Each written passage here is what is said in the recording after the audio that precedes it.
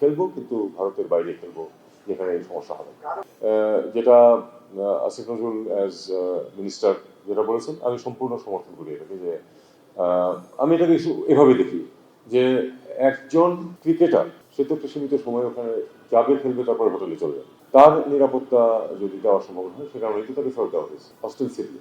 তাহলে আমার এই যে টিম যাবে, শুধু টিম যাবে না, টিমের সমর্থকরা তো যাবে, খেলা দেখতে যাবে লোকে, তাদের নিরাপত্তা প্রশ্ন আছে।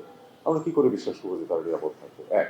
দুই হচ্ছে যে হিন্দুত্ববাদী সংগঠনগুলির যে একটা বাংলাদেশ বিরোধী কার্যকলাপ এবং কথাবার্তা চলছে, সেটার প্রেক্ষিতে সত্যিকার অর্থেই তো ভারতীয় সংস্থাগুলির পক্ষে নিরাপত্তা দেওয়া কঠিন হবে সবাইকে। সেই হিসাবে যে আমরা আসলে খেলবো, কিন্তু ভারতের বাইরে খেলবো, যেখানে এই সমস্যা হবে। আমেরিকান ASTM স্ট্যান্ডার্ডে তৈরি আধুনিক যুগের আধুনিক pipe, RFL easy pipe and fittings.